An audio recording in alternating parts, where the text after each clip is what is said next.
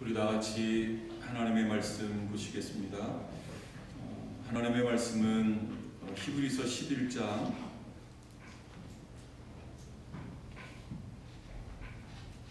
17절에서 19절까지 말씀입니다.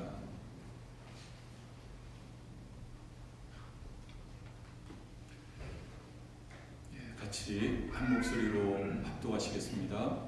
아브라함은 시험을 받을 때에 믿음으로 이삭을 드렸으니 그는 약속들을 받은 자로 돼 그 외아들을 드렸느니라. 그에게 이미 말씀하시기를 내 자손이라 칭할 자는 이삭으로 말미암으리라 하셨으니 그가 하나님이 능히 이삭을 죽은 자 가운데서 다시 살리실 줄로 생각한지라. 비유컨대 그를 죽은 자 가운데에서 도로 받은 것이니라. 아멘.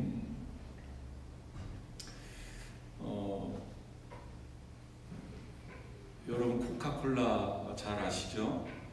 이 코카콜라는 이 발명에서부터 또 이 그 판매의 신화를 남긴 그런 비즈니스라고 할 수가 있겠습니다.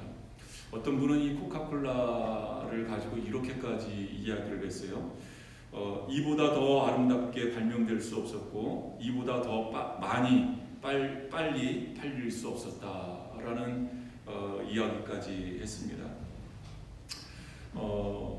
여러분 뭐 지금은 이제 그 콜라를 마실 때 주로 많이 그 캔으로 이렇게 마십니다만은 예전에는 그 콜라 병으로 된 또 음료를 이렇게 많이 마시지 않았습니까?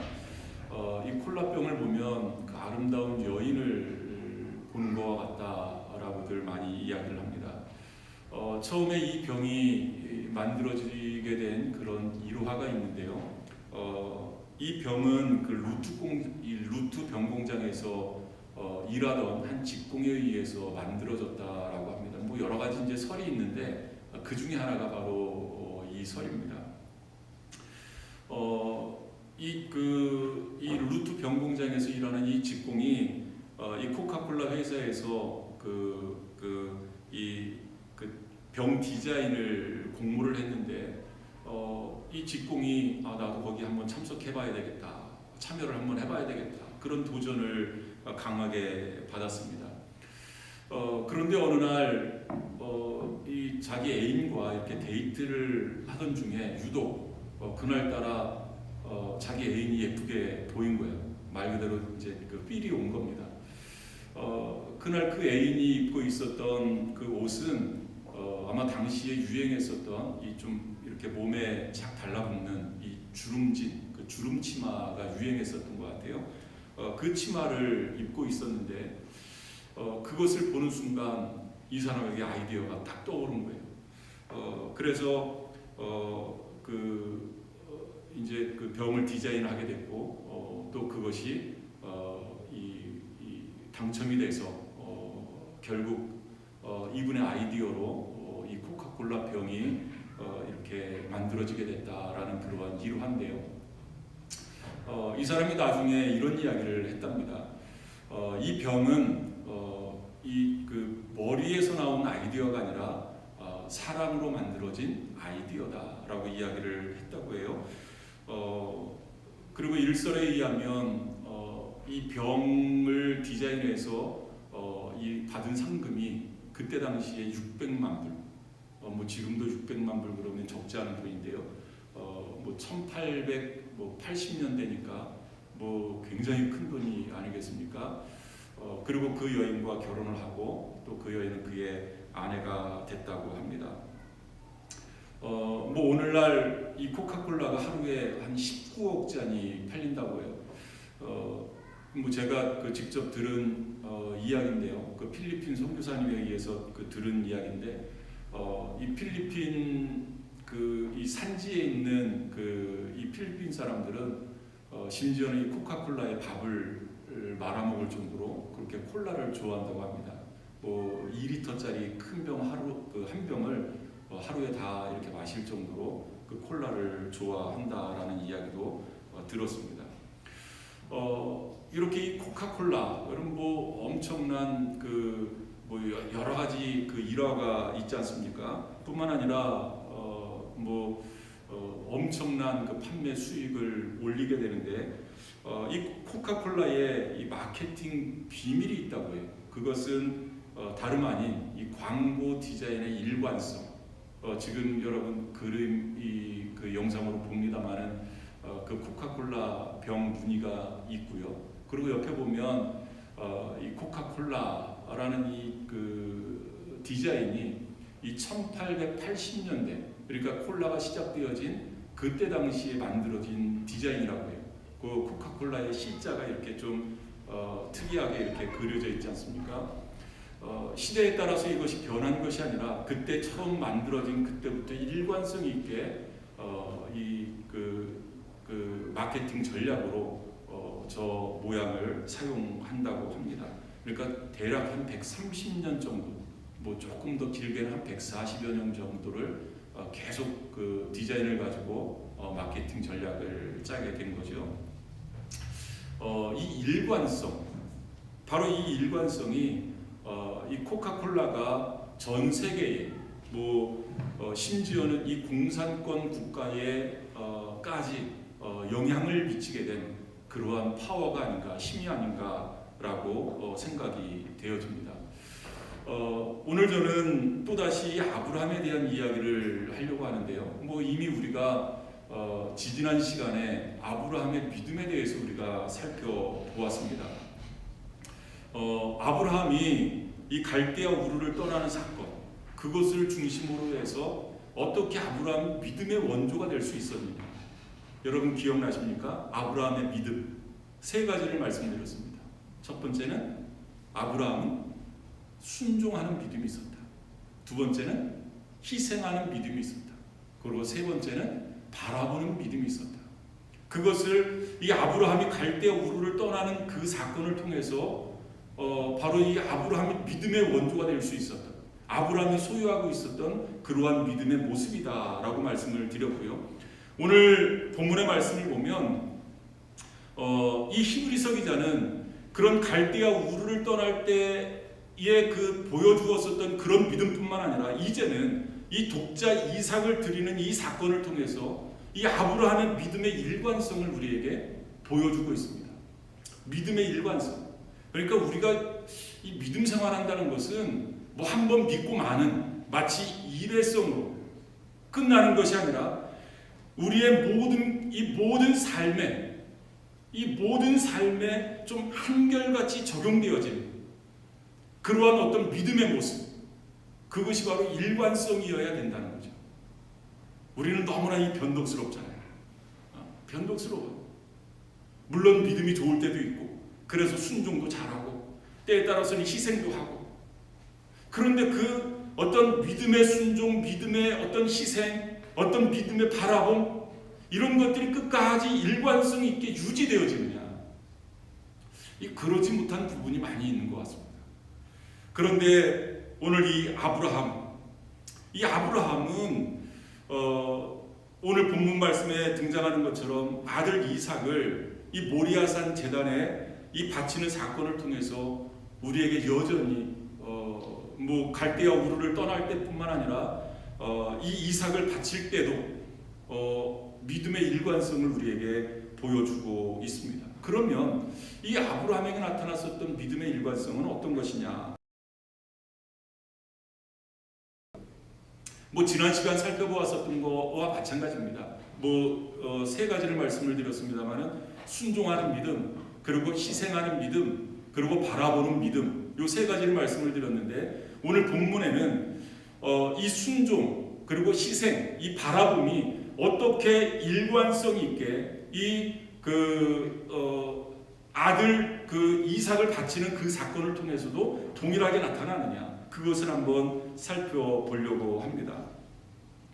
여러분, 아브라함이 이 갈대아 우르를 떠나는 결단, 그것은 이 아브라함에게 있어서는 믿음의 순종의 결단이었습니다.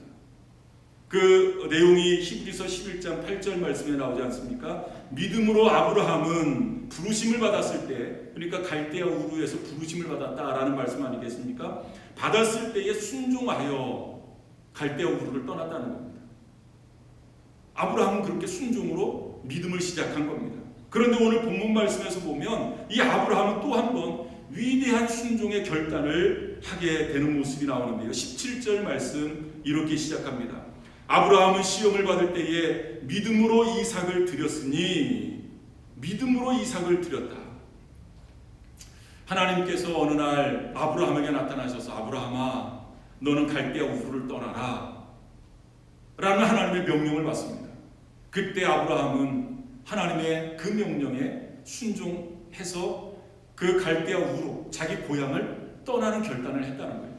그런데 오늘 본문 말씀을 보니까 또 어느 날 하나님께서 아브라함을 시험하기 위해서 아브라함에게 나타났습니다. 어떤 시험이었을까? 이것도 역시 순종의 시험이었습니다. 이 갈대아 우르를 떠나는 것도 쉽지 않은 시험이었었는데 오늘 본문 말씀에 나타나는 이 시험은 100세에 기적적으로 얻은 아들, 바로 이삭 아닙니까? 그 이삭을 하나님께 바치는 그 일을 하나님께서 테스트하시는 거예요. 자기 고향을 떠나는 그 시험과는, 그 테스트와는 질적으로 다른, 이 차원이 다른 그런 테스트를 하나님이 하시는 겁니다. 여기서 말씀하는 이 시험은 좀 전에 말씀드렸듯이 테스트입니다. 우리가 시험 그러면 시험에 들게 하지 마옵시며 주기도문에 그 내용이 나오잖아요. 그 시험은 우리를 어떤 좀 이렇게 사단이 우리를 시험해서 우리를 어려움 가운데 빠뜨리고 죄악 가운데 빠뜨리고 그런 시험이라고 한다면, 여기서는 템테이션이라고 한다면 여기서는 테스트를 이야기하고 있습니다. 우리가 학생이 학교에서 테스트 보는 그러한 시험, 그것을 이야기하고 있습니다. 그 영어 번역에 보면 그가 테스트를 받을 때에 라는 말로 번역되어집니다. When he was tested, 그가 테스트를 받을 때에. 여러분, 테스트가 어떻습니까? 이 학년이 올라가면 올라갈수록 이 테스트는 어려워져요. 초등학교 때는 더하기 빼기, 조금 고학년으로 올라가면 곱하기 나누기, 조금 더 고학년으로 올라가면 방정식, 미분, 적분 이런 걸로 이렇게 점점 어려워지잖아요. 여러분, 이 선생님 입장에서는, 교사 입장에서는 이 아이가 이제 고학년이 되면 될수록 그때에 필요한 그러한 테스트를 하는 것 아니겠습니까? 뿐만 아니라 그 아이가 그것을 감당할 수 있다라고 판단되어지기 때문에 또 테스트하는 것 아니겠습니까? 그렇다면 우리가 그 시험지를 받아들고 하나님 앞에 만약 기도한다면 어떤 기도를 하나님 앞에 올려드려야 되겠습니까? 하나님, 이 시험을 피할 수 있게 해주세요. 기도해야 되겠습니까? 아니면 하나님, 이 시험을 잘 통과할 수 있도록 나에게 지혜를 주세요. 나에게 힘을 주세요. 라고 기도를 해야 되겠습니까?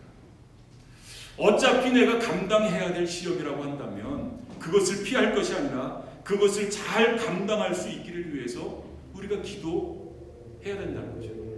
여러분, 마찬가지로 우리의 믿음이 예전에는 어린아이와 같은 그러한 믿음에서 점점 성장해서 이제는 어느 정도 청년과 같은 그러한 그 어떤 믿음의 모습이 있다면 하나님이 우리를 판단하시기, 요 정도 시험은 감당할 수 있을 거야 라고 판단하셔서 우리에게 시험을 주신다면 우리가 그것을 피하는 것이 능사가 아니라 그것을 잘 감당할 수 있는, 그 시험을 잘 패스할 수 있기를 위해서 우리가 더 하나님의 은혜를 구하고 하나님의 지혜를 구하고 하나님께서 힘 주실 것을 우리가 기도해야 되는 것이 이 마땅한 기도라는 거죠. 아브라함은 이제 이 아들을 바치라 라는 그러한 이 테스트를 이제 앞에 두고 있습니다.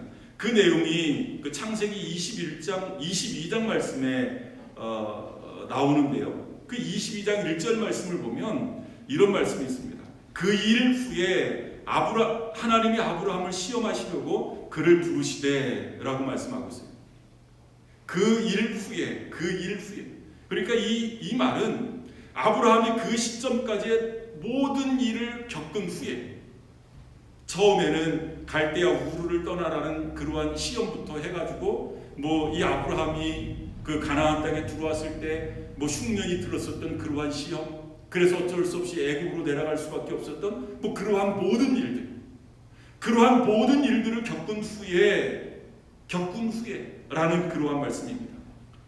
하나님께서 이제 이 아브라함이라고 한다면, 이 정도의 믿음에 성숙되어진 믿음의 사람이라고 한다면 이 시험도 패스할 수 있어 라고 판단하신 것입니다. 그래서 그 이어지는 2절 말씀을 보면 하나님께서 아브라함에게 이런 명령을 내리십니다. 여호와께서 이르시되 내 아들 내 사랑하는 독자 이삭을 데리고 모리아 땅으로 가서 내가 네게 일러준 한 산 거기서 그를 번제로 드리라. 그 시험을 아브라함에게 내주신 겁니다. 아브라함에게 왜 이런 시험이 필요했을까? 뭐 좀 전에 다 뭐 말씀을 드렸습니다만 아브라함에게 왜 이런 시험이 필요했을까? 아마 하나님께서 판단하시기에 하나님께서 아브라함에게 독자 이삭을, 아들을 선물로 주셨지 않습니까? 아브라함이 그 이삭을 선물로 받은 후에 그 삶의 변화가 좀 있었던 것 같아요. 삶의 변화. 그 삶의 변화라는 것은 여러분 100세에 낳은 아들입니다. 사라는 90세에 낳은 아들이에요. 얼마나 기다렸겠어요. 그리고 그 아이가 태어났을 때 그 아이가 얼마나 예뻤겠어요. 눈에 넣어도 아프지 않을 정도. 지으면 터질까? 부르면 날아갈까? 얼마나 금이야 오기야 키웠겠느냐고요. 얼마나 그 아들을 바라볼 때마다 그냥 뭐 먹지 않아도 배부르고요. 그 아이를 바라볼 때마다 뛰어노는 모습을 볼 때마다 얼마나 기뻤겠느냐고요. 그러면서 점점 이 아브라함의 마음속에 하나님보다는 누가 더 크게 보였을까요? 아들 이삭. 아들 이삭이라는 존재가 점점 더 크게 보인 겁니다. 거기에서 끝나는 것이 아니라 우선순위가 조금씩 바뀌게 되어집니다.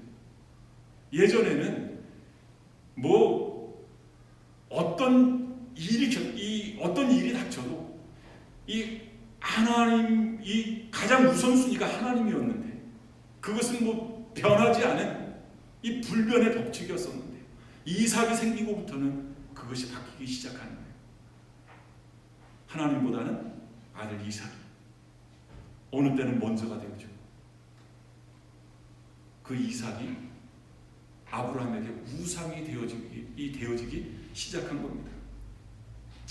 여러분 선물도 중요하잖아요. 그런데 이 선물을 준 사람보다 더 소중할 수는 없는 겁니다. 아무리 선물이 소중해도. 여러분 이 성경은 하나님께서 우리에게 선물을 주시잖아요. 여러 가지가 있습니다. 은사도 있을 수 있고요. 자녀도 있을 수 있고요. 아내와 남편일 수도 있고요. 우리의 건강일 수도 있고요. 뭐 물질이 될 수도 있고요. 하나님이 우리에게 주신 선물입니다. 정말로 감사하죠. 그런데 그 하나님이 주신 선물을 하나님보다 더 소중하게 여기게 되면 그것이 우상이 될 수도 있다는 겁니다. 여러분 잘 기억하실 수 있기를 바랍니다.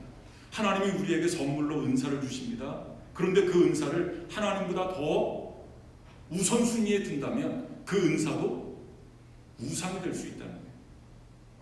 하나님이 우리에게 선물로 주신 자녀도 너무나 소중하지 않습니까? 하나님이 선물로 주셨는데 기쁨으로 받고 하나님께 영광을 올려드려야 되는데 하나님보다 그 아이를 우선순위에 두면 그 아이가 우상이 될 수 있다는 거예요. 여러분 이삭은 분명 하나님이 주신 소중한 선물이었습니다. 그런데 아브라함은 하나님이 주신 그 선물을 하나님보다 더 우선순위에 두지 않았을까라고 생각이 되어집니다. 그래서 하나님이 그것을 시험하신 거예요. 아브라함이 얼마나 고민이 됐을까? 하나님께서 이삭을 바쳐 라고 하나님이 명령하셨을 때 아브라함이 얼마나 고민이 됐을까? 그런데 아브라함은 이삭을 드리라는 그 명령에 순종을 하게 됩니다. 여전히 하나님을 신뢰하는 그 믿음이 아브라함에게 있었기 때문에 하나님께 드리기로 결단을 한 겁니다. 아마 그 전까지는 우리도 그렇게 신앙 고백을 하잖아요. 에이, 하나님보다 우선순위가 될 어떤 것이 있겠어. 하나님이 최고지 라고 생각은 해요. 다 그렇게 마음은 먹습니다. 그런데 삶의 실제의 모습 속에서는 그러지 못한 부분들이 너무나 많은 거예요.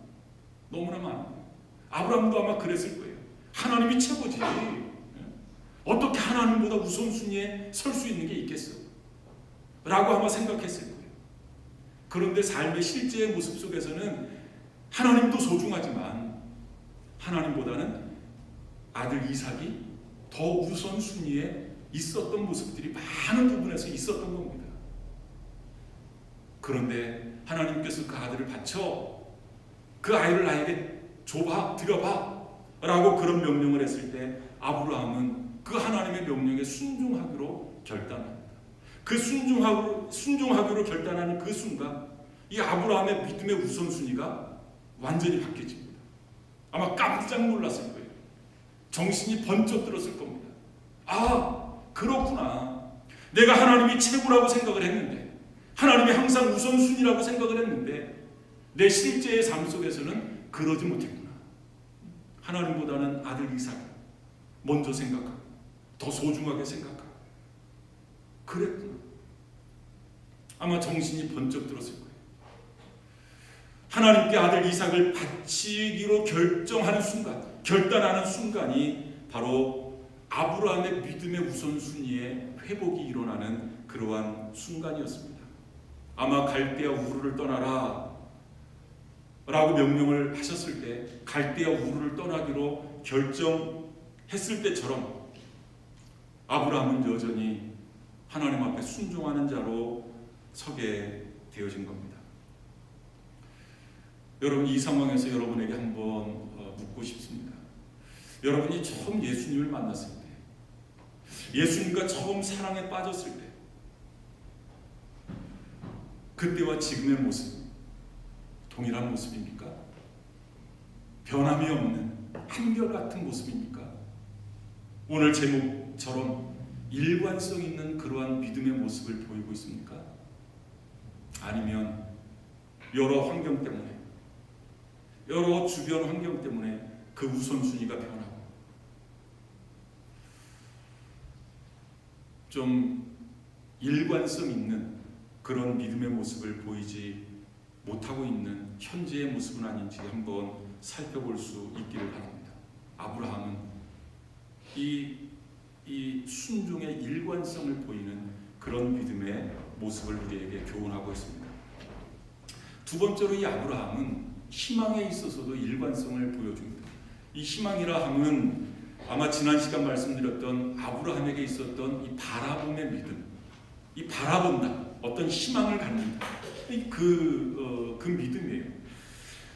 그 희망에 대해서도 아브라함은 일관성을 가지고 있었습니다. 네가 알지 못하는 그러한 땅이지만 내가 너를 위해서 약속한 새로운 땅이 있어. 거기로 떠나 라고 했을 때 이 아브라함은 갈 바를 알지 못했지만, 그 땅에 대한 어떤 지식이나 정보는 없었지만 하나님께서 말씀하신 새로운 약속하신 땅, 하나님이 약속하신 땅, 거기에 대한 희망이 있었던 겁니다. 그러니까 떠날 수 있었고요. 또 그 여정 속에서 수많은 어려움들이 있었지만, 수많은 고난들이 있었지만 그 고난들을 다 이겨낼 수 있었던 것은 그 하나님이 약속하신 그 땅에 대한 희망이 여전히 있는 겁니다.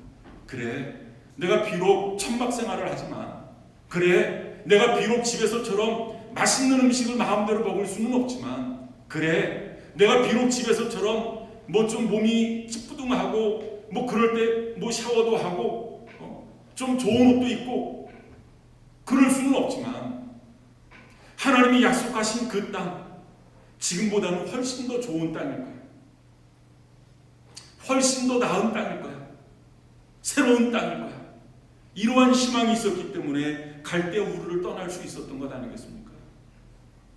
그 희망의 어떤 믿음이 일관성 있게 계속 되어졌다는 겁니다. 그때만 희망을 가지고 그 희망을 가지고 그 갈대아 우르를 떠난 것으로 끝나는 것이 아니라 이 아들 이삭을 바치는 이 순간에도, 이 상황 속에서도 그 희망의 일관성을 보여주고 있는 아브라함의 모습입니다. 어떻게 보면 아브라함은 희망의 사람입니다. 어떻게 보면 아브라함을 붙들고 있었던 가장 큰 원동력, 가장 큰 힘이 바로 희망이지 않았나라고 생각이 되죠. 새로운, 하나님께서 약속하신 새로운 땅, 하나님께서 약속하실 아들, 그 아들을 통해서 큰 민족을 이루게 하시겠다는 그러한 어떤 바라봄, 그 희망, 그것이 아브라함을 믿음의 사람으로 끝까지 붙들고 있었던 겁니다. 여러분들은 어떻습니까? 이런 희망이 있습니까? 만약 이런 희망이 우리에게 있다면 비록 내가 지금 조금 힘들어도 이겨낼 수 있는 겁니다. 내가 비록 지금 몸이 약해서 병들어 있어도 이런 희망이 우리에게 있다면 그것을 넉넉하게 이겨낼 수 있는 겁니다. 돈이 많으냐 적으냐, 내 삶이 불편하냐 불편하지 않느냐, 내가 뭐 좋은 차를 모느냐 좋은 차를 몰지 못하느냐, 내 뭐 은행에 밸런스가 많이 있느냐 없느냐, 이것이 문제가 되지 않는 겁니다. 나에게 희망이 있다면. 그런데 그 희망이 어떤 일회성 희망이 아니라 좀 일관되게, 좀 좋을 때만 이런 희망이 생기고 힘들 때는 이런 희망이 절망으로 바뀌는 것이 아니라 힘들 때나 아니면 뭐 좋을 때나 상관없이 일관성 있게 이런 희망을 가질 수 있는, 아브라함이 우리에게 보여준 믿음의 모습 중에, 이 삶의 모습 중에 하나가 바로 이 희망의 일관성입니다. 여러분, 오늘 본문 말씀을 보면 이 아브라함이 우리에게 보여준 놀라운 믿음 중에 하나가 바로 그런 모습인데요. 아들 이삭을 바치라. 어떻게 보면 절망할 수밖에 없는 그런 상황 아니겠습니까? 좀 낙심할 수밖에 없는 그런 상황 아니겠습니까? 어떻게 보면 좀 이 최악의 순간일 것 같아요. 최악의 순간. 뭐 갈대아 우르를 떠나는 이거하고는 뭐 차원이 다른 그런 상황일 것 같아요. 그런데 아브라함은 놀랍게도 그런 상황 속에서도 희망을 놓지 않았습니다. 그 희망은 오늘 본문 말씀에서는 뭐 어떤 부활신앙, 뭐 부활신앙이라고 딱 집어서 이야기를 하지 않습니다만은 이 부활에 대한 어떤 소망, 희망을 가지고 있는 아브라함의 모습을 볼 수 있습니다. 여러분, 하나님께서 아브라함에게 내 아들 이삭을 바쳐, 그리고 모리아 땅을 이야기합니다. 모리아산을 이야기합니다. 그 모리아산에 가서 내가 지정한 그곳에서 제단을 쌓고 아들 이삭을 바쳐 라고 하나님께서 명령하셨어요. 하나님 명령에 순종해서 아들을 데리고, 그리고 이제 그 제단에 이 제사에 쓸 장작을 내고, 그리고 그 모리아산을 올라갑니다. 아브라함이 큰 딜레마에 빠졌을 것 같아요. 딜레마. 아들을 죽이는 죽음, 이 아들의 죽음에 대한 죽음도 문제지만, 이 아브라함이 지금 좀 혼란 가운데 빠진 것은 이 하나님의 약속에 대한 갈등이었을 것 같습니다. 하나님의 약속에 대한. 분명히 하나님께서는 이 아들을 통해서 이스마엘도 아니고, 이미 자기에게 있었던 그 이스마엘도 아니고, 이 아들을 통해서 하나님께서는 큰 민족을 이루시겠다고 말씀하셨는데, 하늘의 별처럼, 바다의 모래알처럼 큰 민족을 이루시겠다고 말씀하셨는데, 여러분, 이 아들이 죽으면 어떻게 되는 거예요? 뭐 아브라함에게도 물론 큰 슬픔입니다만은 100세에 낳은 아들이니까 그것과는 비교할 수 없을 만큼, 여러분, 하나님이 약속하신 그 약속은 어떻게 되는 겁니까? 한순간에 그냥 다 무너지는 것 아니겠어요? 아마 여기에 대한 어떤 좀 딜레마, 어떤 큰 갈등이 있지 않았나라고 생각이 되죠. 그런데 아브라함은 그것을 뛰어넘었어요. 여러분, 창세기 말씀을 보면 그런 말씀이 나오는데요. 그 창세기 22장 5절 말씀을 보면 이 아브라함이 그런 갈등을 뛰어넘는 그런 내용이 그 말씀에 나오고 있습니다.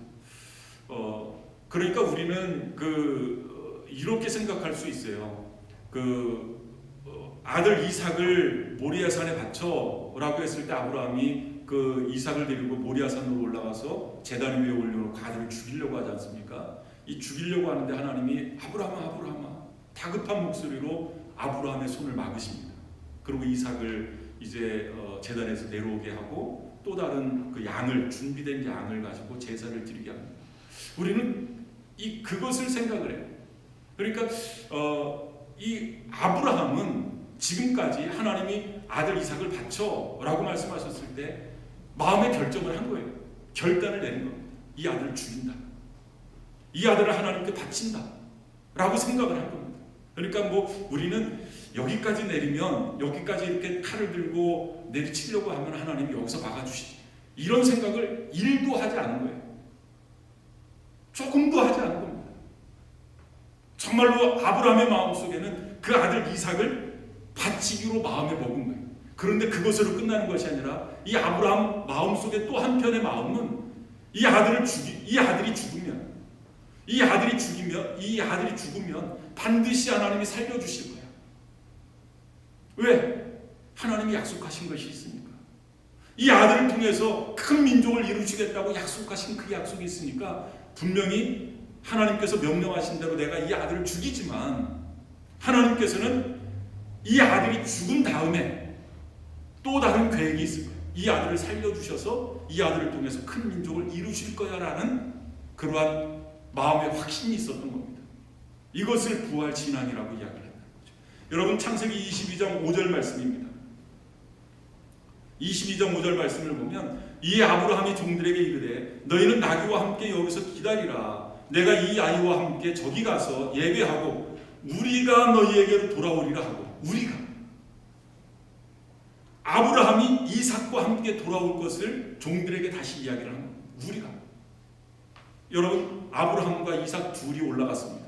그러면 아브라함이 하나님의 명령대로 이삭을 죽이고 제단에 바치고 나면 아브라함 혼자 아닙니까? 그런데 아브라함은 그렇게 생각을 하지 않아요. 내가 이 아들을 하나님 앞에 바쳐서 이 아들이 죽으면 하나님께서 반드시 이 아들을 다시 살려주실 거야. 이런 부활 신앙이 아브라함에게 있었다라는 말씀입니다. 이 아들은 반드시 다시 살아나야 돼. 나에게 기쁨이 되기 위해서가 아니라 하나님의 약속을 이루시기 위해서, 그 약속을 이루시기 위해서 이 아들은 다시 살아나야만 돼 라는 믿음이 아브라함에게 있습니다. 그것을 오늘 본문 히브리서 기자는 이렇게 기록하고 있습니다. 오늘 본문 19절 말씀입니다. 그가 아브라함입니다. 하나님이 능히 이삭을 죽은 자 가운데서 다시 살리실 줄로 생각한 자. 아브라함은 그 부활 믿음이, 부활 신앙이 있었던 거예요. 이삭을 죽은 자 가운데서 다시 살리실 줄로 생각한 자. 비유컨대 그를 죽은 자 가운데서 도로 받은 것입니다. 그러죠? 아브라함과 사라는 이미 생산할 수 없는, 이미 아이를 낳을 수 없는, 이 육체는 살았지만 어떤 생산 기능은 죽어버린 것 아니겠습니까? 그런 상황에서 하나님께서 아들 이삭을 주신 거잖아요. 없는 가운데서 있게 하신 하나님, 이 할 수 없는 가운데서 아들을 주신 하나님이시라면 이 아이가 죽은들 하나님이 다시 살려내실 수 있을 거야 라는 믿음이 아브라함에게 있었던 겁니다. 여러분, 우리 인생에서 이 최악의 절망은 바로 죽음일 것입니다. 이 죽음을 두려워하지 않는 사람은 없습니다. 왜 죽음이 두려울까요? 죽음이 끝이라고 생각을 하기 때문에 그렇습니다. 죽음이 마지막이라고 생각을 하기 때문에, 끝이라고 생각을 하기 때문에 죽음이 두려운 거예요. 그런데 우리 믿는 사람들은 죽음이 끝이 아니라 죽음 건너편에 뭐가 있다고요? 부활의 약속이 있다고. 하나님께서 우리를 다시 일으켜 세워주셔서 영원한 하늘나라, 하나님과 함께 살 수 있는, 영원한 하늘나라를 우리를 위해서 준비하셨다. 그 죽음 건너편에 우리가 희망을 볼 수만 있다면 우리는 죽음을 두려워하지 않을 수 있다 라는 그러한 말씀입니다. 아브라함은 이 절망할 수밖에 없는 아들 이삭의 죽음 그 건너편에 하나님께서 다시 살려주실 부활의 소망을 바라볼 수 있었던 것입니다. 그래서 그 아들을 바칠 수 있었던 거예요. 예전에 제가 한번 한번 말씀드린 기억이 나는데요. 그 스페인 땅에 가면 그 지브랄타 해협이 있다고요. 그 해변가에 가면 그 이 세 글자가 적혀 있다고 하는데요. 이 라틴어로 네 플러스 울트라, 네 플러스 울트라라고 이렇게 적혀 있는데 이 말은 노무와 비안드라는 그러한 뜻입니다. 그러니까 예전에는 이 지구가 둥글다라고 생각을 하지 않았기 때문에 평평하다라고 생각을 했기 때문에 이제 이 땅 너머에는 아무것도 없어, 더 이상 없어라는 그러한 그 뜻 아니겠습니까? 그런데 이 콜럼버스가 신대륙을 발견을 합니다. 스페인을 통해서 대서양 바다를 건너서 이 아메리카 대륙을 발견하게 되잖아요. 그 이후에 이 네 자를 뺐다고 합니다. 네 플러스 울트라에서 네 자, 이 노무와 비안드, 이 노자를 뺀 겁니다. 무와 비안드, 너머에는 또 다른 세계, 더 많은 것들이 있어 라는 그러한 뜻입니다. 여러분, 우리는 믿음의 눈으로 이 하나님의 약속을 바라봐야 될 줄 믿습니다. 끝이 아니라 그 너머에 더 큰 것을 준비한, 더 좋은 것을 준비한 희망을 여러분 보실 수 있기를 바랍니다. 그러면 우리는 낙심하지 않을 수 있다. 우리는 어떠한 절망할 수밖에 없는 그러한 상황 속에서도 우리는 일어설 수 있다. 그리고 그 절망을 넉넉히 이겨낼 수 있다. 바로 아브라함이 우리에게 보여주었었던 아브라함의 삶의 비밀, 희망의 일관성입니다. 세 번째로 이 아브라함이 우리에게 보여줬었던 삶의 모습, 바로 희생의 일관성입니다. 희생의 일관성. 여러분, 이 아브라함이 고향 갈대아 우르를 떠나는 것도 희생이라고 말씀을 드리지 않았습니까?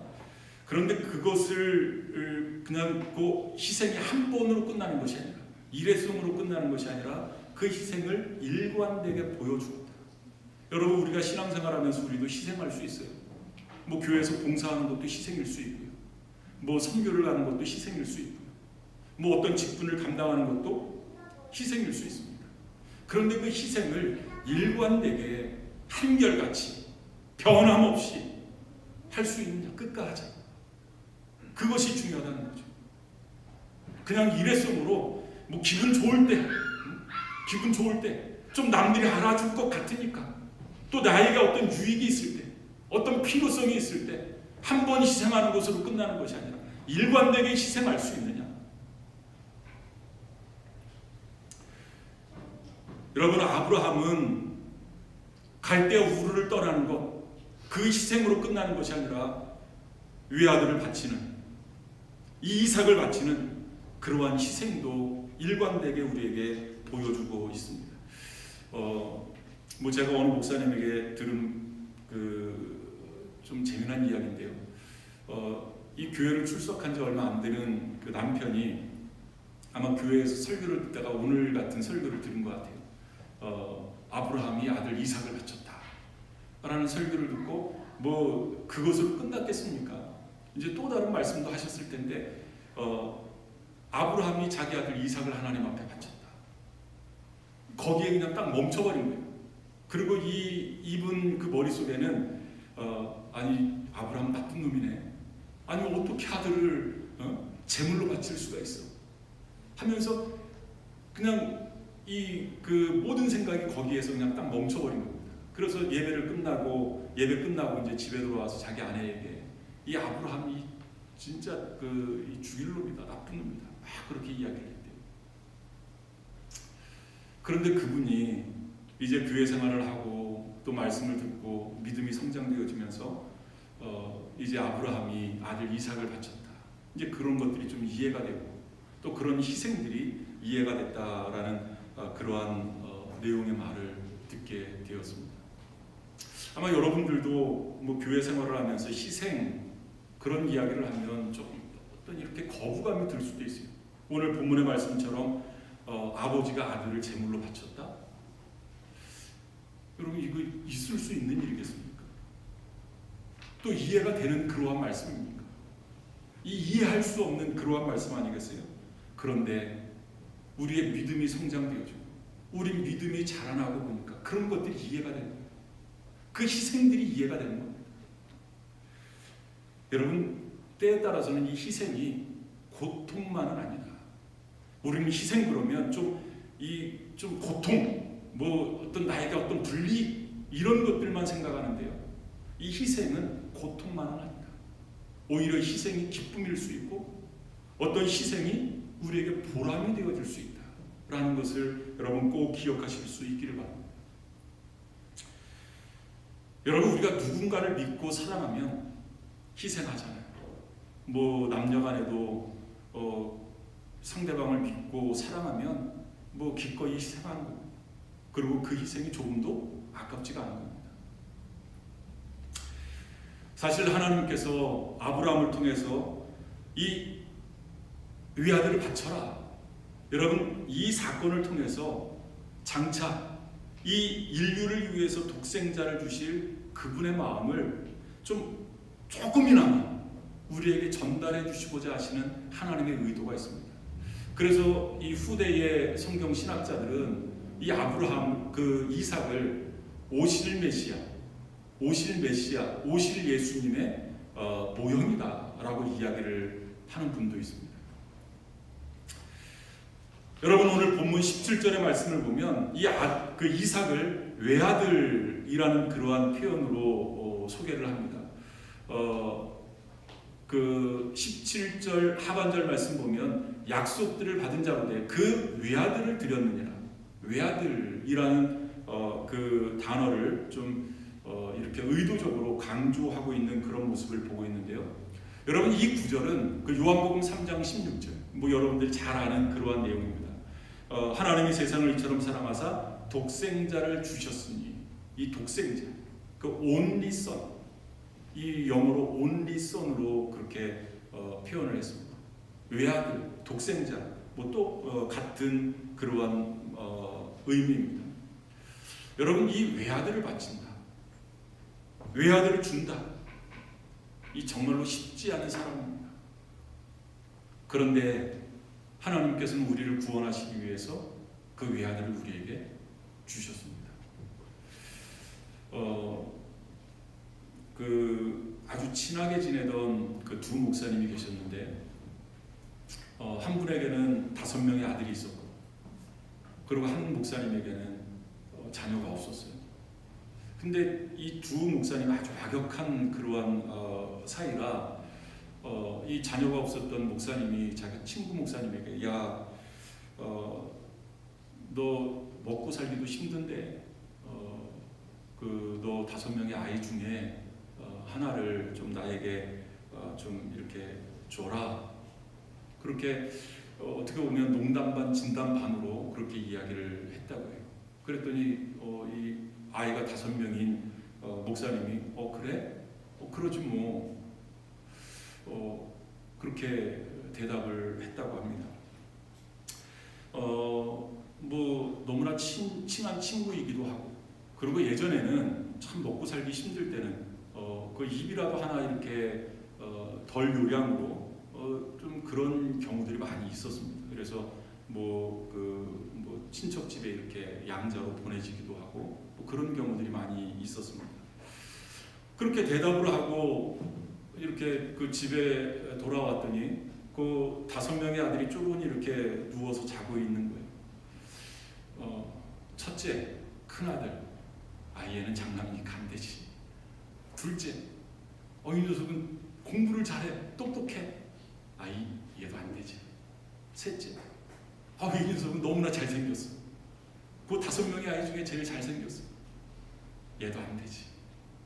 넷째, 이 아이는 몸이 너무나 약해. 그냥 뭐 뻑하면 어디가 아프고 늘 아픈 새끼손가락 같은 그런 자녀예요. 이 아이도 안 돼. 어떻게 이 아이를 줄 수 있나? 막내 5째, 이놈은 재롱둥이야. 얼마나 재롱을 부리는지. 이 아이 때문에 살 맛이 나. 얘도 안 되지. 보니까 뭐 첫째는 장남이라서, 둘째는 뭐라서, 셋째는 뭐, 이게 안 되는 거예요. 그런데 그 순간 이 목사님에게 큰 깨달음이 온 겁니다. 야, 나는 이 5명 중에서도 한 명 고르기가 이렇게 어려운데, 이 한 명을 골라서 이렇게 보내는 것도 이래서 안 되고 저래서 안 되고 그러는데, 하나님께서 외아들, 하나밖에 없는 아들, 그 아들을 나를 위해서 주셨다. 나를 위해서 주셨다. 이것이 깨달으신 거예요. 하나님의 그 사랑. 그냥 예전에는 그것을 당연하게 생각하고 그것을 아무렇지도 않게 생각했었는데, 그 일을 겪고 나서 보니까 이 하나님의 사랑이 얼마나 큰지, 이 독생자를 우리에게 주셨다라는 이 하나님의 사랑이 얼마나 큰지. 여러분, 외아들을 내어주는 사랑, 이 고귀한 희생의 사랑으로 우리가 구원받은 것 아니겠습니까? 하나님의 자녀가 된 것 아니겠습니까? 그러면 이제는 우리가 하나님을 위해서, 하나님의 나라를 위해서 우리가 무엇을 희생할 수 있느냐? 나는 지금까지 무엇을 희생하면서 살았느냐? 하나님은 나를 위해서 하나밖에 없는 아들을 내어주는 그러한 희생의 사랑을 우리에게 주셨는데,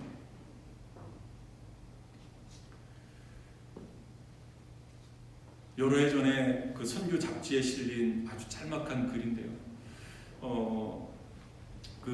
이 소련, 지금은 러시아라고 이야기를 합니다. 그리고 뭐 여러 이 소련에 연합되어져 있던 나라들이 이제 독립하고 유고슬라비아라든지 뭐 그런 나라들이 이제 이렇게 새롭게 독립하지 않았습니까?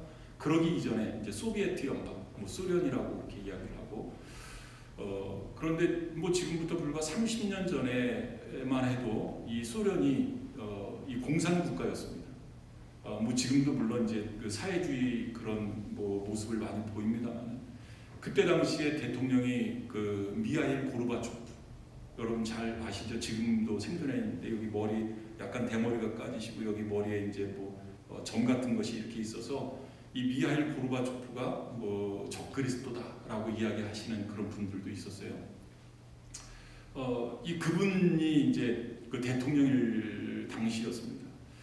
이 소련이 개방되어지면서 이 1990년 1월 달에 이제 이 모스크바에 이 맥도날드가 이제 처음으로 개장을 한 겁니다. 처음으로 개장을 한 겁니다. 이 성탄절 무렵에 있었던 일인데, 이 선교사 대회가 이 맥도날드로 이제 이 햄버거를 사 먹기 위해서 이제 이렇게 방문을 했을 때 생긴 일인데요. 뭐 그때 당시만 해도 이 맥도날드가 이 모스크바에서는, 이 소련에서는 뭐 마치 고급 음식점처럼 그렇게 여겨질 때라고 한답니다. 그러니까 이 개장 초기에는 더 그것이 심했다고요. 이 선교사 내가 그 맥도날드를 그 매장을 이렇게 들어가려고 하는데, 이 작은 남매가 이 오빠인지 뭐 여동생인지는 모르겠지만, 이 남매가 둘이 이 맥도날드 매장 앞에 이렇게 서 있는 거예요. 그리고 그 매장 안에서 음식을 먹고 있는 사람들을 이 부러운 눈으로 쳐다보는 겁니다. 이 선교사네가 그 아이를 이렇게 보면서 참 이제 좀 마음에 어떤 부담감이 있지 않겠습니까? 그래서 이 매장 안에 들어갔는데도 여전히 그 아이들이 자기들을 쳐다보는 것 같고, 좀 미안하기도 하고, 그래서 이 사모님이 그 빅맥 2개를 오더를 하고, 그리고 콜라 2잔을 이렇게 오더를 해서 그 남매 아이들에게 이렇게 주었다고 해요. 그랬더니 이 작은 그 여자아이가 그 사모님에게 이렇게 묻더래요. 아주머니가 하나님이세요? 그렇게 묻더래요. 그랬더니 이 사모님이, 아니, 나는 하나님이 아니고 하나님의 딸이야. 라고 대답을 해주었다고 합니다. 그랬더니 또 여자아이가 또 묻더래요. 아, 하나님의 가족이었군요. 그럴 줄 알았어요. 하나님은 사랑이시라고 들었거든요. 이 아이가 그렇게 이야기를 합니다. 여러분, 우리가 사랑을 나눌 때, 우리가 사랑의 희생을 나눌 때 세상 사람들은 우리를 하나님의 가족, 하나님의 사람으로 우리를 바라보는 겁니다. 여러분, 우리가 그냥 일회성으로 사랑하고 어떤 희생을 하는 것이 아니라 이 사랑과 희생의 일관성이 있을 때 성경이 우리에게 말씀하셨던 것처럼 우리는 비로소 세상에서 빛과 소금의 역할을 감당하는 그러한 사람들이 되어질 줄 믿습니다. 기도하시겠습니다.